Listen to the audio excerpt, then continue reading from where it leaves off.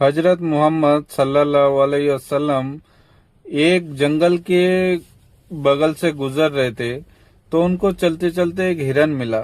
तो आइए हिरन और हमारे नबी के बीच में क्या गुफ्तगू। एक दिन हजरत मोहम्मद मुस्तफा सल्लल्लाहु अलैहि वसल्लम जंगल के करीब से गुजर रहे थे। आप सल्लल्लाहु अलैहि वसल्लम ने देखा कि एक यहूदी शिकारी ने एक हिरण को बांध रखा है। जब हुजूर सल्लल्लाहु अलैहि वसल्लम करीब गए तो हिरण रो पड़ी और अर्ज करने लगी, या रसूल अल्लाह, आज सुबह मैं अपने बच्चों को छोड़कर खुराक की तलाश में निकली थी, मगर इस यहूदी ने मुझे पकड़कर बांध दिया। सुबह से अब तक कैद में हूँ। मेरे छोटे छोटे बच्चे हैं जिन्हें मैंने दूध नहीं पिलाया। उन्हें मेरी कमी महसूस हो रही होगी। उनके गले प्यास से सूख गए होंगे। या रसूल अल्लाह, मेरी मदद फरमाइए, मुझे इजाजत दिलवाइए कि मैं जाकर अपने बच्चों को दूध पिलाऊं। हिरण्य की दर्द भरी फरियाद सुनकर रसूल अल्लाह सल्लल्लाहु अलैहि वसल्लम की आंखें नम हो गईं। आप सल्लल्लाहु अलैहि वसल्लम ने शिकारी से फरमाया, ऐ यहूदी, तूने इस मासूम हिरण को क्यों बांध रखा है? यहूदी ने जवाब दिया, मैंने इसका शिकार किया है। जंगल के जानवरों का शिकार जायज है, इसलिए मैंने इसे बांधा है।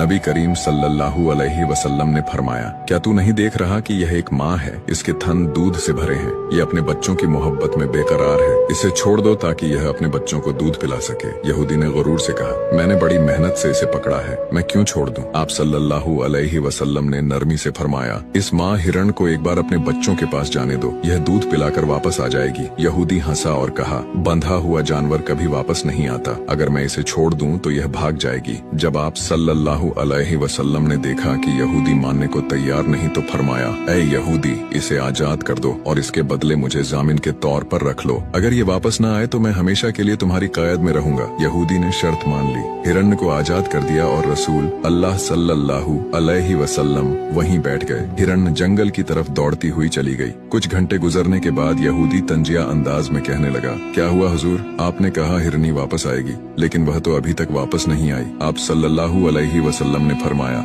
सब्र करो, वह जरूर वापस आएगी। इतने में हिरन अपने बच्चों के साथ दौड़ती हुई हुजूर नबी ए अकरम सल्लल्लाहु अलैहि वसल्लम के पास आकर बैठ गई। यहूदी शिकारी यह देखकर हैरान रह गया। यह देखकर यहूदी रो पड़ा और बोला, या रसूल अल्लाह सल्लल्लाहु अलैहि वसल्लम, जैसे आपने इस हिरण को मोहलत दी, मुझे भी मोहलत दे दें ताकि मैं भी अपने बच्चों समेत आपके दर का गुलाम बन जाऊं।